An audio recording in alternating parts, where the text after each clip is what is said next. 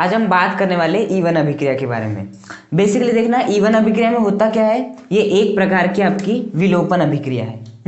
और इसमें basically E1 अभिक्रिया में क्या होता है, हम कोई भी आपका इस प्रकार से यौगिक लेते हैं जिसमें आपका H रहता है और X रहता है। सबसे पहले क्या होता है, ये आपका X निकलता है किसके रूप में, X माइनस के रूप में निकलता है। और किसका निर्माण होता है, आपके कार्बोधनायन का निर्माण होता है। किसका निर्माण होता है, कार्बोधनायन का निर्माण होता है। ये बेसिक है। उसके बाद क्या होता है, ये वाला हाइड्रोजन है वो भी निकल जाता है आपका। तो आगे क्या होता है, ये वाला जो हाइड्रोजन है वो भी निकल जाता है H+ के रूप में, और क्या बन जाता है, यहाँ पर डबल बॉन्ड बन जाता है इस प्रकार से। और ये जो पॉजिटिव चार्ज रहता है वो हट जाता है आपका, क्योंकि जैसे आपका हाइड्रोजन निकलता है तो दोनों इलेक्ट्रॉन को यहाँ पर देखे जाता है, ये दोनों इलेक्ट्रॉन को यहाँ पे रख देता है तो डबल बॉन्ड बन जाता है। तो ये क्या है, आपकी सामान्य रूप से आपकी E1 अभिक्रिया बेसिकली ये थी। आज हम इसके बारे में अच्छे से डिस्कस करने वाले कि E1 अभिक्रिया बेसिकली होती क्या है। देखो, हम एक आपका यौगिक ले लेते हैं आपका CH3 CH3Br ले लिया आपका यौगिक। ये क्या आपका हेलो एल्केन है, ये हेलोजन और ये आपका एल्केन। अब इस हेलो एल्केन की अभिक्रिया बेसिकली हमें किससे करानी है। देखो, बेसिकली जो आपका हेलो एल्केन है ये कौन सी अभिक्रिया देख रहे, E1 अभिक्रिया देख रहे। तो इस अभिक्रिया में क्या होगा, सबसे पहले जो आपका हेलोजन है जो कि क्या है आपका X है, उसका क्या होगा, निकलना होगा। अब बेसिकली ये जो निकलना होता है वो ऐसे नहीं निकल जाता, हमें यहाँ पर कोई अभिकर्मक लेना होता है। मैंने बताया था ना कि यहाँ पर आपको कोई अभिकारक लेना होता है, वो आपका अभिकारक होगा तभी ये बेसिकली Br निकल पाएगा।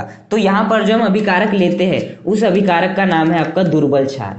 यहाँ पर हम किसे लेते हैं, दुर्बल क्षार को लेते हैं। दुर्बल क्षार जैसे कि CH3OH। हाँ, जैसे कि आपका दुर्बल क्षार वे होते हैं जो कि क्या करते हैं, H+ ग्रहण करते हैं। दुर्बल क्षार वे होते हैं जो कि H+ ग्रहण करते हैं। बेसिकली क्षार वे होते हैं जो H+ ग्रहण करते हैं। अब दुर्बल क्षार भी H+ ग्रहण करेगा और प्रबल क्षार भी H+ ग्रहण करेगा। बस दुर्बल क्षार देरी से करेगा H+ ग्रहण और प्रबल क्षार बहुत ही जल्दी करेगा। तो बेसिकली दुर्बल क्षार क्या करता है, H+ को ग्रहण करता है। जैसे कि CH3OH। देखो, ये जो आपका CH3OH है ना, ये एक प्रकार से आपका परावैद्युत पदार्थ भी है।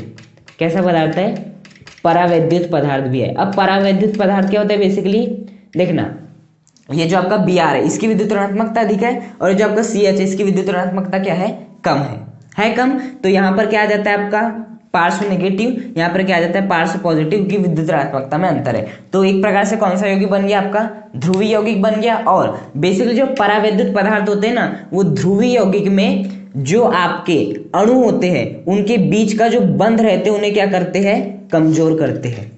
क्या करते हैं, बेसिकली कमजोर करते हैं। जो परावैद्युत पदार्थ होते हैं जो कि आपका CH3OH है, वो क्या करता है, जो ध्रुवीय यौगिक रहते हैं उनमें जो अणु रहते हैं उनके बीच जो बंध बने रहते हैं उन्हें क्या बनाते हैं, कमजोर बनाते हैं। अब CH3OH ने इनके बंध को कमजोर बना दिया और Br क्या करेगा, आसानी से निकल जाएगा। तो अगले स्टेप में क्या होता है, CH3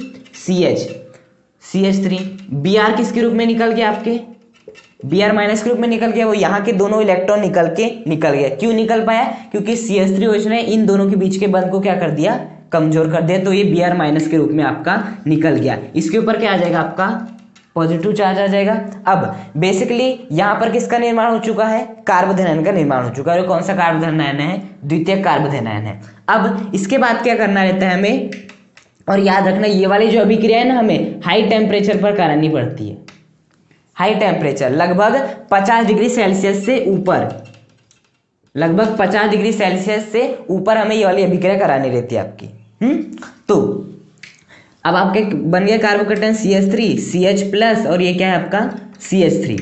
अब क्या होता है, बेसिकली यहां पर अब कौन निकलेगा, H निकलेगा। कौन निकलेगा यहाँ से, H। देखो, सबसे पहले क्या निकलता था, आपका X निकलता था E1 अभिक्रिया में, फिर उसके बाद H निकलता था। आपका X निकल गया क्योंकि दुर्बल क्षार था, कार्बोधनायन बन जाता है। कार्बोधनायन के बाद H निकलता है। बात आती है H कहाँ से निकलेगा, H यहाँ से निकलेगा या बेसिकली यहाँ से निकलेगा, है ना। तो आप चाहे यहाँ से निकालो यहाँ से निकालो, क्योंकि दोनों में हाइड्रोजन की संख्या समान है। तो बेसिकली यहाँ पर भी ना आपको हाई टेम्परेचर लेना है, लगभग 60 डिग्री सेल्सियस। दोनों ही पदों में हाई टेम्परेचर लेना है, लगभग 50 डिग्री सेल्सियस से ऊपर। यदि आप लो टेम्परेचर लोगे तो क्या होता है वो भी बताऊंगा अभी। देखो, तो क्या हो जाएगा आपका CH3 CH, देखो CH3 को हम ऐसे लिख सकते हैं CH2 और ये H। अब क्या होगा, हाइड्रोजन दोनों मतलब ये इस बंध के दोनों इलेक्ट्रॉन इसे दे देगा, इसके ऊपर क्या आ जाएगा माइनस, और ये वाला हाइड्रोजन किसके रूप में निकल जाएगा, H+ के रूप में निकल जाएगा। और साथ ही साथ ये जो माइनस है वो उसे यहाँ पर रख देगा, तो ये वाला प्लस भी अपने आप कैंसिल हो जाएगा, तो क्या हो जाएगा डबल बॉन्ड CH2। इसके बाद प्लस क्यों आ रहा था, क्योंकि इसके 4 बंध नहीं थे, 1 2 3 केवल 3 बंध थे, इसलिए प्लस आया। अब यहाँ पर गिनो कितने बंध हो गए, 1 2 3 4 हो गए 4 बंध, इसलिए यहाँ पर कोई भी चार्ज आपका नहीं बना। और किसका निर्माण हो गया, बेसिकली आपके एल्किन का निर्माण हो गया। किसका निर्माण हो गया, आपके एल्किन का निर्माण हो गया। तो बेसिकली ये होती है आपकी E1 अभिक्रिया। E1 अभिक्रिया में सबसे पहले क्या होता है आपका, कि जो हम हेलो एल्केन लेते हैं सबसे पहले Br निकलता है। हाँ, और वो Br क्यों निकल पाता है, क्योंकि आपका परावैद्युत पदार्थ होता है जो कि बंध को कमजोर करता है। बन गया कार्बोदन। अब कार्बोदन को हम यदि 60 डिग्री सेल्सियस पर अभिक्रिया कराते हैं तो बेसिकली क्या बनता है, आपका एल्किन बन जाता है। और ये जो आपका H+ है वो किसके साथ अभिक्रिया कर लेगा, इस Br- के साथ अभिक्रिया कर लेगा और क्या बना लेगा, आपका HBr बना लेगा HBr। यहाँ पर भी आपको दुर्बल क्षार लेना पड़ेगा, जैसे यहाँ पर लिया ना CH3OH, यहाँ पर भी आपको लेना पड़ेगा CH3OH। SN1 अभिक्रिया और E1 अभिक्रिया लगभग एक समान है। E1 में भी आपका कौन निकलता है, हेलोजन निकलता है, SN1 में भी हेलोजन निकलता है। वहां पर भी कार्बोधन का निर्माण होता है, यहाँ पर भी कार्बोधन का निर्माण होता है। अब बेसिकली जो कार्बोधन का निर्माण हुआ है, जो आपके कार्बोधन का निर्माण हुआ है, यदि उस कार्बोधन पर हम यहाँ तापमान हम 60 डिग्री सेल्सियस न रखते हो, क्या रख देते, 20 डिग्री सेल्सियस रख देते। क्या रख देते, 20 डिग्री सेल्सियस, क्योंकि SN1 ना हमेशा याद रखना वो 20 डिग्री सेल्सियस से कम तापमान पे होती है। जो SN1 है वो 20 डिग्री सेल्सियस से कम तापमान पे होती है। हाँ, तो यदि हम 20 डिग्री सेल्सियस तापमान कर देते ना, तो यहाँ पे एल्किन नहीं बनता, यहाँ पर एक नया प्रकार का उत्पाद बनता है जो CH3O- रहता है, वो यहाँ पर आ जाता CH3O-, और आपका उत्पाद क्या बन जाता है, आपका बेसिकली ये बन जाता आपका उत्पाद। लेकिन हमारा तापमान कितना था, 60 डिग्री सेल्सियस था। तो 60 डिग्री सेल्सियस तापमान होने के कारण क्या हुआ, आपका जो आपको जो मिला था वही मिला। हमेशा याद रखना, यदि 20 डिग्री सेल्सियस से कम तापमान है, देखो बेसिकली क्वेश्चन एग्जाम में ऐसे पूछेगा कि आपने ये वाला यौगिक लिए, आपने 60 डिग्री सेल्सियस में ये बन गया, उसके बाद वो आपको 2 ऑप्शन देगा। पहला ऑप्शन देगा जब तापमान 20 डिग्री सेल्सियस हो तो क्या होगा, तो आपको ये बनाना पड़ेगा, और यदि तापमान 60 डिग्री सेल्सियस है तो क्या होगा, तो आपको ये बनाना पड़ेगा। हमेशा याद रखना, यदि तापमान वो 50 डिग्री सेल्सियस से ज्यादा कहता है, 50 डिग्री सेल्सियस से यदि ज्यादा कहता है, इसका मतलब क्या है कि आपको एल्किन का निर्माण करना है। लेकिन यदि वो तापमान 20 डिग्री सेल्सियस से कम कहता है तो आपको किसका निर्माण करना है, वहां पे आपको SN1 अभिक्रिया करना है। तो ये क्या होती है आपकी E1 अभिक्रिया। अब बात आती है SN1 में कम तापमान क्यों लगता है, क्योंकि जो SN1 होती है ना वो कैसी अभिक्रिया होती है, ऊष्माक्षेपी, मतलब कि उसमें ऊष्मा बाहर निकलेगी, और यदि ऊष्मा बाहर निकलेगी मतलब उसे कम तापमान की आवश्यकता है ना। इसलिए SN1 कम तापमान पे होती है और E1 अधिक तापमान पे होती है। और यदि आपका अधिक तापमान है तो एल्किन ही बनेगा, और यदि कम तापमान है तो आपका ये वाला यौगिक बनने वाला है। अगला सवाल ये उठता है कि यहाँ पर हम दुर्बल क्षार को ही उपयोग में क्यों लाते हैं, हम बेसिकली प्रबल क्षार को उपयोग में क्यों नहीं लाते हैं। तो देखो, क्षार वे होते हैं जो कि क्या ग्रहण करते हैं, H+ को ग्रहण करते हैं। हाँ, अब वो H+ कब ग्रहण कर पाएगा, जब दूसरे से छीनेगा तभी तो ग्रहण करेगा ना।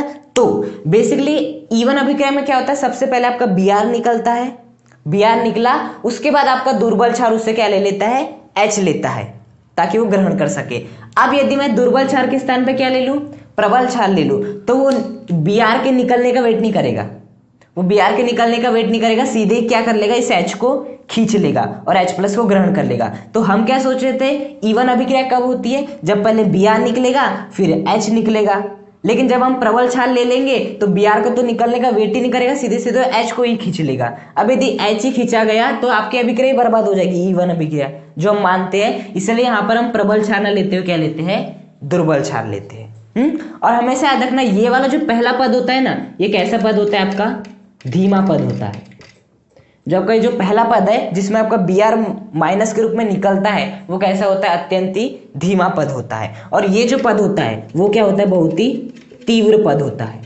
ये बहुत धीमा पद होता है और ये बहुत तीव्र पद होता है। अब यदि मुझे इस E1 अभिक्रिया का वेग लिखना होगा तो मैं कैसे लिखूंगा, वेग बराबर K × अभिकारक की सांद्रता आती है, अब बताओ यहाँ पर आपके दो पद है, एक धीमा पद है, तीव्र पद है। हमेशा याद रखना वेग निर्धारक पद क्या होता है आपका, धीमा पद होता है। धीमे पद से वेग निर्धारित होता है। तो बताओ इस धीमे पद में अभिकारक के रूप में कौन है, केवल ये वाला आपका यौगिक, मतलब कौन है, हेलो एल्केन। ये हेलो एल्केन नहीं है तो ये क्या आ जाएगा, RX आ जाएगा, RX। तो बताओ इस अभिक्रिया का जो वेग है वो किस अणु पर निर्भर कर रहा है, केवल एक अणु पर निर्भर कर रहा है, वो है हेलो एल्केन। इसलिए इसे क्या कहते हैं, एक अणुक विलोपन अभिक्रिया या E1 अभिक्रिया।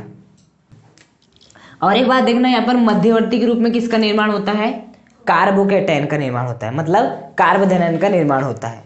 तो इस बात का ध्यान रखना कि E1 अभिक्रिया में किसका निर्माण होता है, कार्बोधनायन का निर्माण होता है। और साथ ही कितने चरणों में संपन्न होती है, 2 चरणों में। पहले चरण में क्या होता है आपका, कार्बोधनायन का निर्माण होता है, और दूसरे चरण में किसका निर्माण होता है, एल्कीन का निर्माण होता है।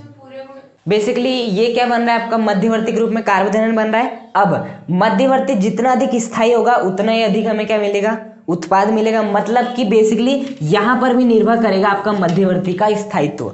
ये कौन सा कार्बोधनायन है, द्वितीय कार्बोधनायन है। अब यदि इसके स्थान पे कौन सा कार्बोधनायन बनता, तृतीय कार्बोधनायन बनता, तो वो क्या होता, और अधिक स्थायी उत्पाद देता हमें, और जल्दी उत्पाद देता। और यदि 1 डिग्री बनता तो, यदि 1 डिग्री बनता तो यहाँ पर पुनर्विन्यास करना रहता है, हमें क्या करना रहता है, यहाँ पर पुनर्विन्यास करना रहता है। और पुनर्विन्यास क्या होता है वो मैं आपको जब अभी एग्जाम्पल करेंगे तो उससे बेसिकली बताऊंगा कि बेसिकली जब आपका प्राथमिक कार्बोधनायन बनता तो फिर हमें क्या करना पड़ता, पुनर्विन्यास, क्योंकि स्थायी नहीं होता है।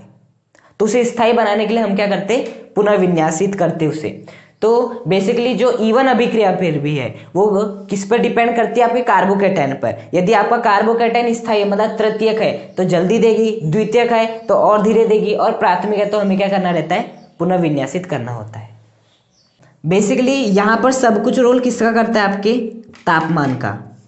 किसका रोल करता है, तापमान का। यदि तापमान किससे कम है, 20 डिग्री सेल्सियस से कम है आपका तापमान, मतलब कि ये वाली जो अभिक्रिया है वो किसके हिसाब से होगी, पूरी SN1 होगी। यहाँ से आपका CH3O- निकलेगा, सीधे यहाँ पर जुड़ जाएगा। लेकिन यदि तापमान किससे अधिक है, 50 डिग्री सेल्सियस से अधिक है, 50 डिग्री सेल्सियस से अधिक है, तो आपकी ये वाली अभिक्रिया होने वाली, नहीं तो पूरी की पूरी SN1 अभिक्रिया हो जाएगी।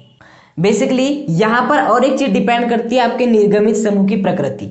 देखो आपकी E1 अभिक्रिया में क्या हो रही है, E1 अभिक्रिया में क्या हो रहा है, ये जो आपका Br है वही निकलने वाला है। सबसे पहले आपका X निकल रहा है, X मतलब fluorine, chlorine, bromine, iodine, X का मतलब अब बेसिकली हाँ हैलोजन।